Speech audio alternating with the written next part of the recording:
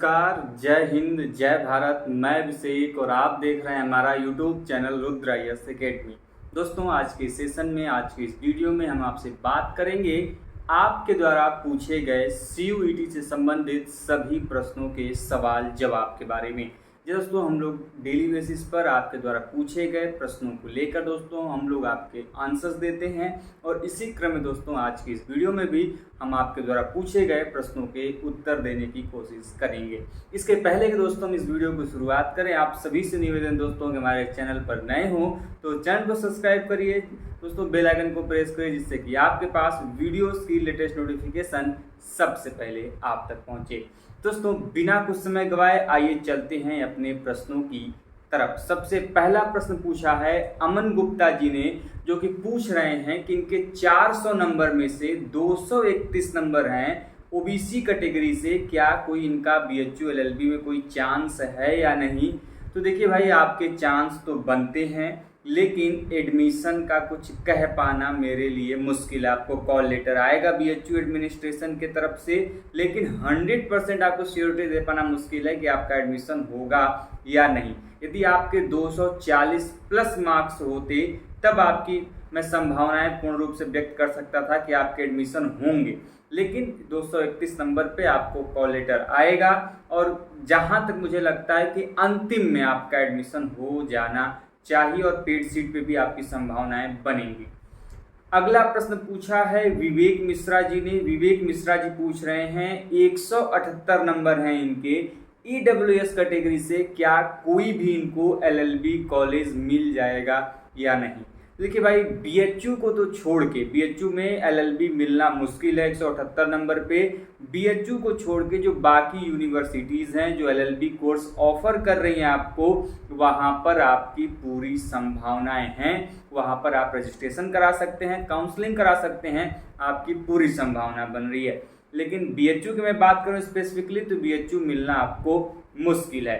चाहे आपका जहाँ पे भी आप 3 ईयर कोर्स करना चाहें LLB का, चाहे वो सागर विश्वविद्यालय में है, हरियाणा यूनिवर्सिटी में है, बाकी जहाँ अन्य पे है, जो आपने भरा होगा, जब फॉर्म भर रहे होंगे वहाँ पे तो आपको ऑप्शन मिला होगा, तो आप उनमें से किसी में भी अप्लाई कर सकते हैं। तो अगला प्रश्न चलते हैं। अगला प्रश्न पूछा है मिस्टर ओम जी ने। वो पूछ रहे हैं कि इनके BA LLB में 365 नंबर हैं, 600 में से कॉलेज अलॉट होगा और हॉस्टल। देखिए भाई, BHU में तो हॉस्टल या फिर इसमें एडमिशन मिल पाना ही मुश्किल है। थोड़ा उम्मीद कर सकते हैं लेकिन थोड़ा मुश्किल है, क्योंकि भाई देखिए यहाँ पे कट ऑफ बहुत हाई जाती है। वहीं पे पूछ रहे हैं कि इनके BA आर्ट्स में 261 नंबर हैं, 400 में से मेन कैंपस में कॉलेज एंड हॉस्टल अलॉट होगा। तो देखिए, कॉलेज तो मिल जाएगा आराम से, मेन कैंपस आपको पूरी संभावना है आराम से मिल जाएगा। हॉस्टल के 50% चांस है। यदि आपके 270 प्लस मार्क्स होते तो आप उम्मीद कर सकते थे, लेकिन यहाँ पे थोड़ा सा नंबर आपका कम है। अगला प्रश्न पूछा है संजना कुमारी जी ने, जो कि पूछ रही हैं इनके 266 नंबर हैं, BHU LLB में OBC कैटेगरी से हैं, क्या इनको हॉस्टल मिलेगा। देखिए, आपका एडमिशन तो हो जाएगा लेकिन हॉस्टल मिलना थोड़ा मुश्किल है, क्योंकि हॉस्टल के लिए LLB में इस बार कट ऑफ 280 प्लस जाने वाली है। मिनिमम मैं बता रहा हूँ, जिनके 280 प्लस मार्क्स हैं वो उनको हॉस्टल मिलेगा। अगला प्रश्न पूछा है मुस्की जी की तरफ से कि वोकेशनल कोर्सेज की कट ऑफ और हॉस्टल के बारे में भी बताइए। देखिए भाई, वोकेशनल कोर्सेज की जानकारी हमको अभी तो नहीं है। यदि कुछ भी इन्फॉर्मेशन हमारे पास आएगी तो हम आपको अवश्य बताएंगे, सूचित करेंगे, वीडियो अपलोड की जाएगी चैनल पे, आप देख पाएंगे।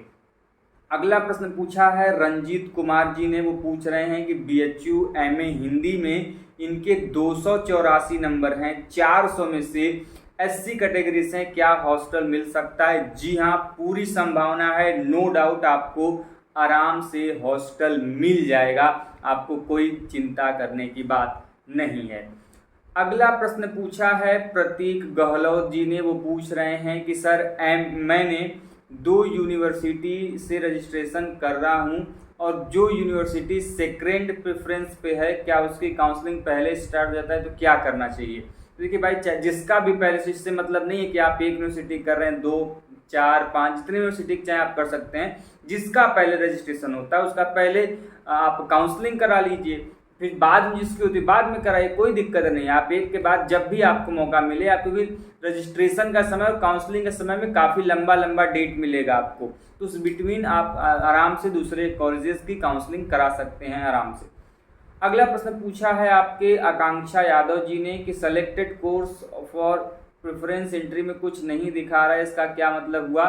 देखिए भाई, आपने यदि प्रेफरेंस एंट्री फॉर्म सही से भरा होगा तो वहाँ पे आपका जो डिटेल करेक्शन आपने किया होगा वहाँ पर वो शो करेगा, आप वहाँ से देख सकते हैं। प्रेफरेंस एंट्री फॉर्म का मतलब होता है कि आपने जो सब्जेक्ट कॉम्बिनेशन चूज़ किया होगा उसी को प्रेफरेंस एंट्री बोलते हैं। जैसे कि आप बीए करने जाएंगे तो 3 सब्जेक्ट चुनना होगा, उसी तरह बीएससी करने जाएंगे तो सब्जेक्ट का कॉम्बिनेशन आता है, जिसमें कि आपका हिस्ट्री के साथ ज्योग्राफी होगा कि हिंदी होगा, तो 3 सब्जेक्ट के कई सारे कॉम्बिनेशंस आते हैं, जिसमें आप अपने हिसाब से प्रीफर करते हो कि मैं पहले नंबर पे कौन लेना चाहता हूँ, दूसरे नंबर पे कौन सा, तीसरे नंबर पे कौन सा, और जो सुटेबल होता है आपके रैंक के अनुसार वही आपको प्रोवाइड कराया जाता है। इसी को बोलते हैं प्रेफरेंस एंट्री, जो कि आपने किया होगा।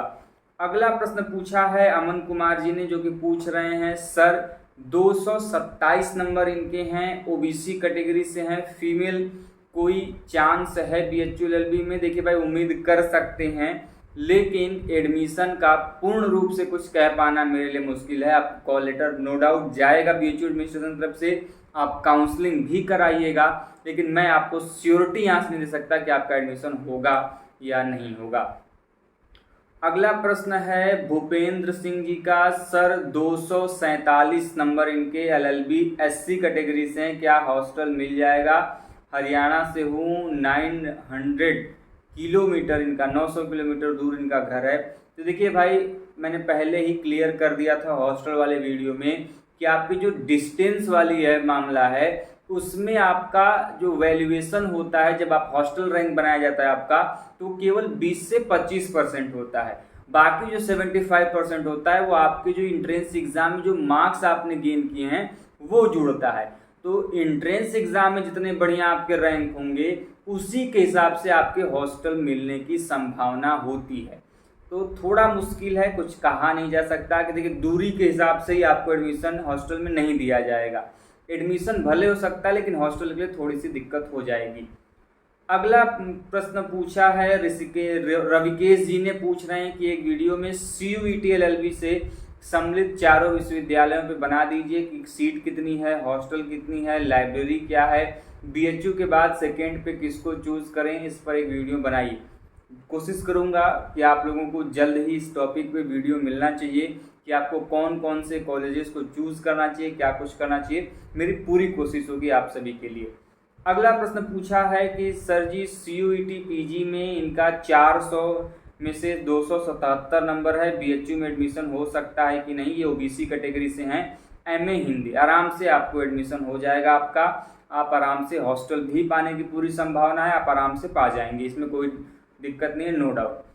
अगला प्रश्न पूछा है आदिश कुमार जी ने, पूछ रहे हैं कि इनके 187 नंबर हैं, बीएचयू LLB में, EWS कैटेगरी से, क्या हो पाएगा नहीं, या फिर पेड सीट पे भी संभावना है कि नहीं?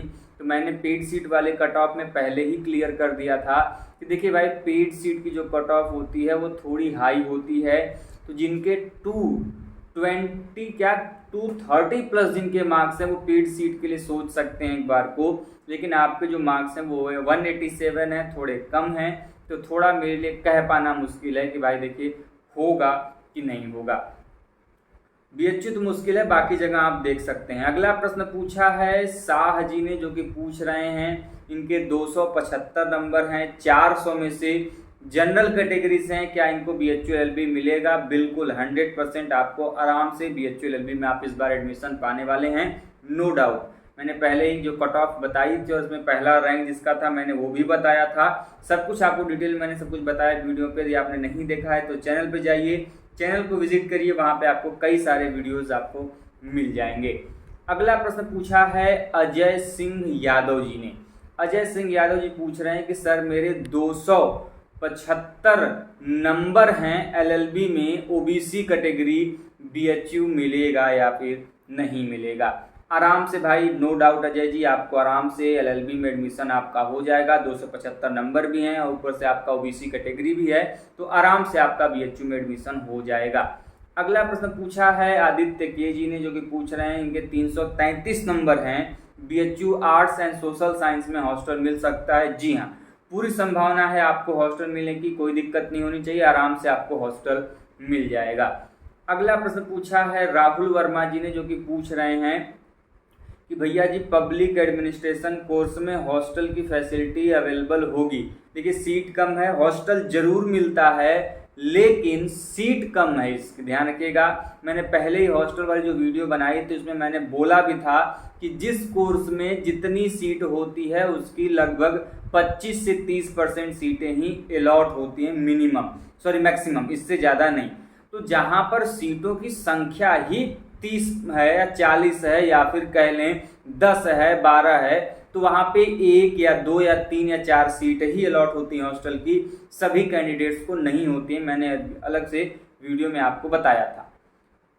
अगला प्रश्न पूछा है भूपेंद्र तनवर जी ने कि 233 मार्क्स पे इनको मिल जाएगा कि नहीं एडमिशन? तो देखिए उम्मीद कर सकते हैं लेकिन थोड़ा सा मुश्किल है, यदि आपके 240 नंबर के ऊपर होते तो उम्मीद कर सकते थे आप।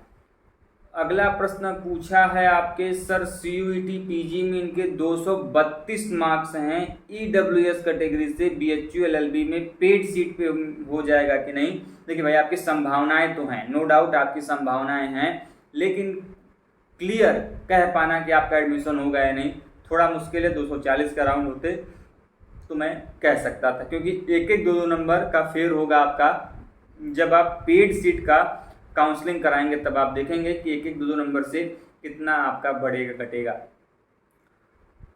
अगला और अंतिम आज का प्रश्न पूछा है एजू इनसाइट की तरफ से, वो पूछ रहे हैं कि सर आई स्कोर्ड 272 नंबर 400 में से बीएचयू एलएलबी पीजी कोर्स में ओबीसी कैटेगरी से हैं, क्या कुछ होगा कि नहीं? तो भाई देखिए आराम से हो जाएगा, हॉस्टल भी मिल जाएगा आपको। हॉस्टल के बारे में मैंने बताया ही था कि बीएचयू एलएलबी में 3 हॉस्टल हैं, एक चाणक्य हॉस्टल है जो कि फैकल्टी के बगल में ही है, दूसरा डॉक्टर भगवान दास हॉस्टल है, तीसरा वीआर अंबेडकर छात्रावास है। तो कुल 3 छात्रावास हैं जो कि लॉ फैकल्टी के हैं और उम्मीद है कि आपको आराम से हॉस्टल भी मिल जाएगा।